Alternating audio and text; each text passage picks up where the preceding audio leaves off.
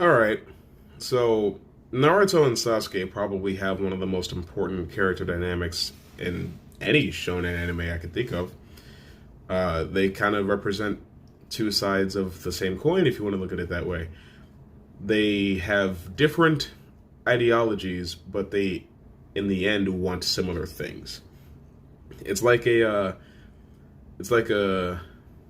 MLK Malcolm X type thing, or Professor X and Magneto even.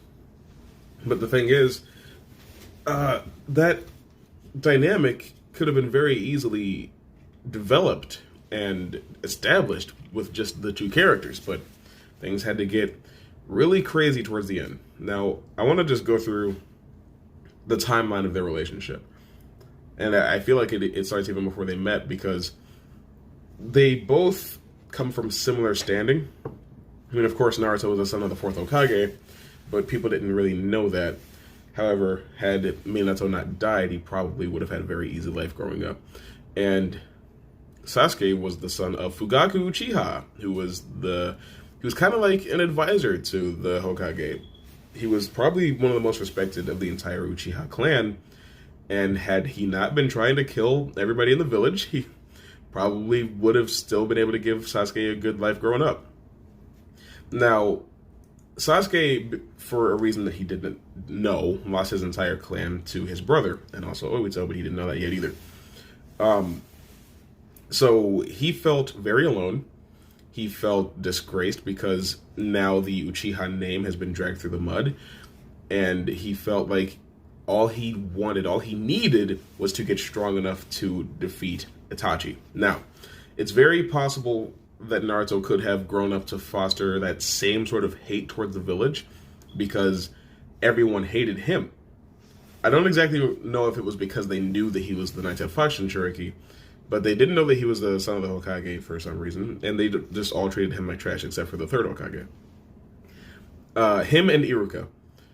Iruka believed in him. He encouraged him to continue to train and work hard, and then eventually he did save his life, and he vouched for him, and he got him into the Ninja Academy, which got him his headband.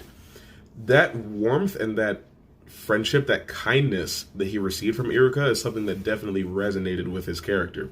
Naruto would continue to carry this warmth and this kindness with him for the rest of his life, even so far as to give it to villains when he thought that they might need it, because it was still possible for them to walk off of this path they were on and find peace again. And it worked. And that's kind of where the whole Talk no Jutsu concept comes from, is because he's able to reach a part of that enemy's humanity and get them to change their worldview in the most critical moments. I kind of think that it gets to be lazy writing at a certain point, but I think that it's thematically important towards the start.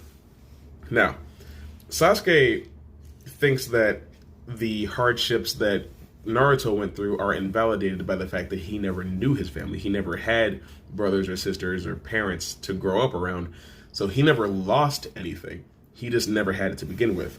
Sasuke feels like because he had that and it was taken from him, that his pain is somehow more real and more viable, more valid than Naruto's, because it's different. So that already shows you that Sasuke has had a very myopic worldview, but he needed Naruto there to balance him out.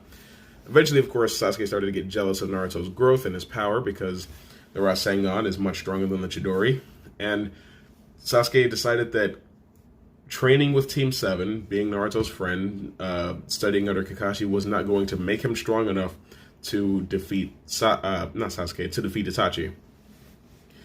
However, I'm pretty sure Itachi told him that to get a Mangekyo Sharingan, he would have to kill his best friend, which he did try to kill Naruto, but at that point in time, he had already cut his emotional ties with Naruto, so even if he did succeed in killing Naruto, he likely would not have gotten a Mangekyo Sharingan, because he did not still care for him in that same way. Now, after the time skip, 2.5 years have gone by, Jiraiya was largely training Naruto to control the Nine-Tailed Fox, which he didn't actually ever learn how to do until he trained with B. But, like I said, Sasuke left to go join Orochimaru so that he could gain the strength needed to get his revenge for his clan. So naturally, since Naruto is training to control something so that he doesn't hurt anybody, and Sasuke is training for the express purpose of hurting someone, Sasuke has gotten leaps and bounds stronger than Naruto. It's kind of ridiculous how strong Sasuke is at this point. But still, Sasuke does not acknowledge the friendship or the bond or the ties that he once had with Naruto. I'm going to go ahead and charge my galaxy, but don't worry about it. But Naruto won't let that go. Naruto still looks at Sasuke as this kid that he saw as a brother all those years ago and still sees him as a brother now. Just because Sasuke decided to abandon their friendship doesn't mean that Naruto has to do that. And this belief system is kind of naive and it's also kind of dangerous, but it's very important that they don't see each other again for months. And in these months, they've both done a lot of their own growing. Sasuke has already gone and killed Itachi. He was found by Obito. He learned the truth about his clan. He learned that his family was going to carry out this coup against the village, and that if Itachi hadn't killed them, the village would have likely fallen into an era of civil war. One moment.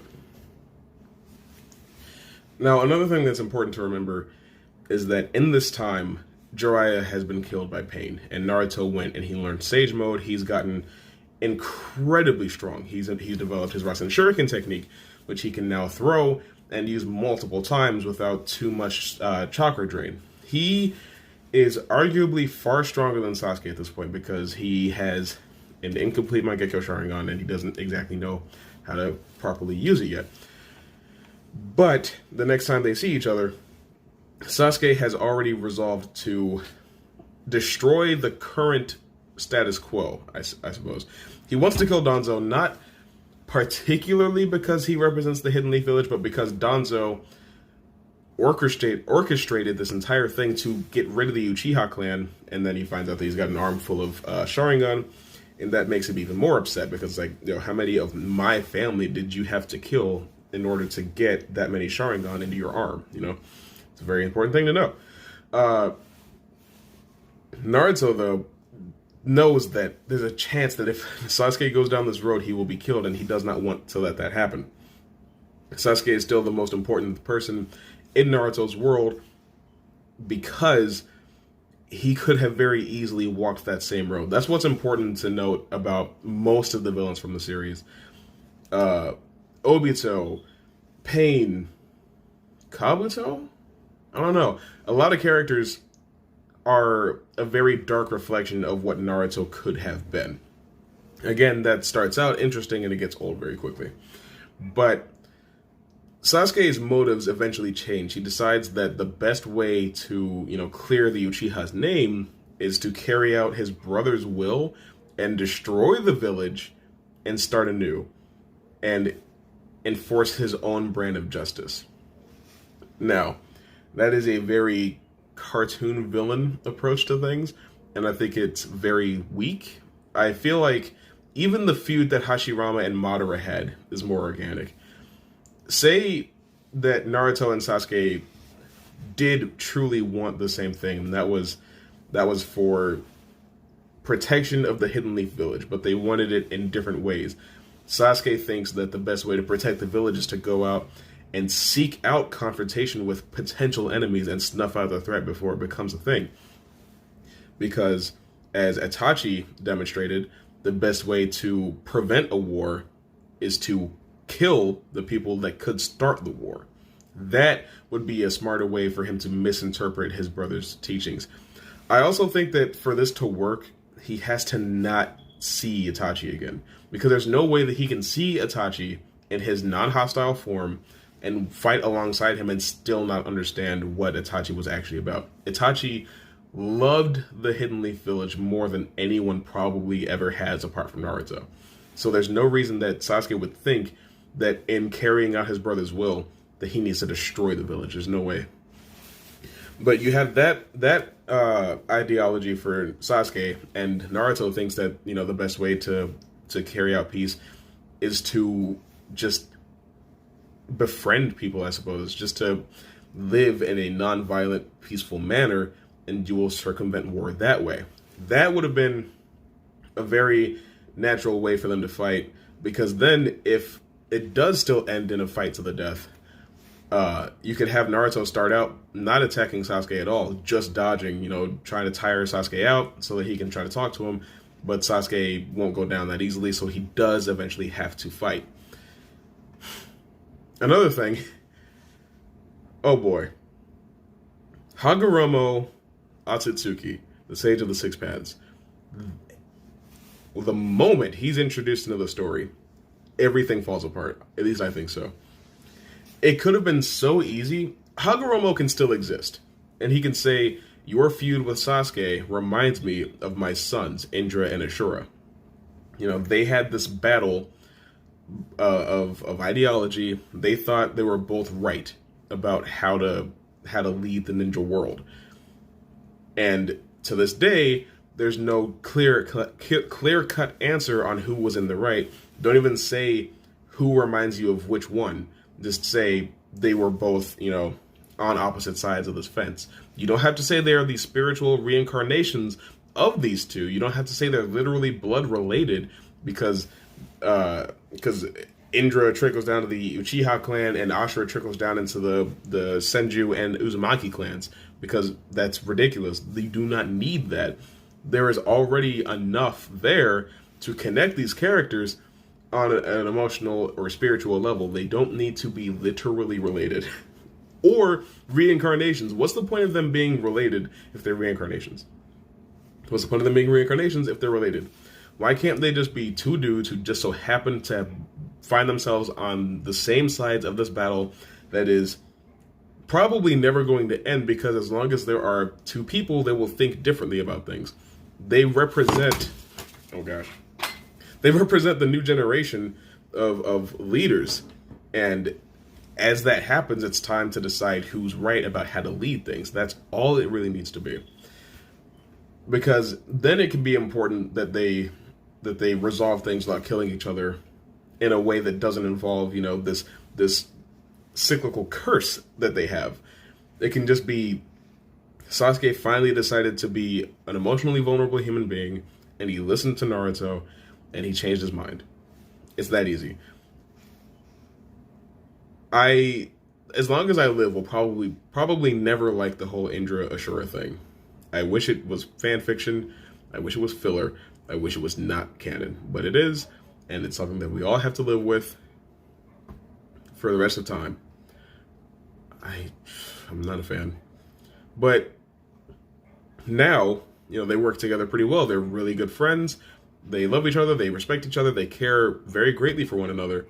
And they both work together to protect the Leaf Village from all sorts of threats. Because now that they're both, god level, they can pretty much fight anything. It's kind of absurd how strong they've gotten. But I think that out of any rivalry, Sasuke and Naruto have probably had the most growth together and have had one of the most significant relationships. I don't know, it's more mature than Goku and Vegeta for sure. It's also it's a lot more time is spent on it than Iron Man and Captain America, at least in the movies.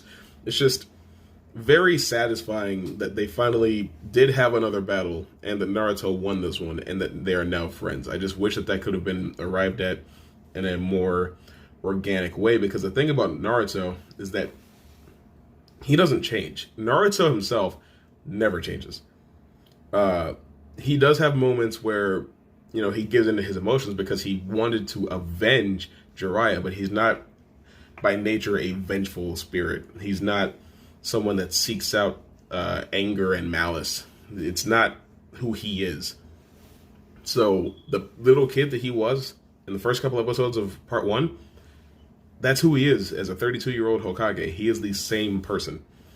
And I just wish that Sasuke's interactions with other people, with Naruto and with people around Naruto that mattered to Naruto, even people that had been changed by Naruto, I wish that had influenced Sasuke's development, because Sasuke, of course, had to change. There was no way he could stay the same across the entire series Otherwise, he would probably have to have been killed by somebody.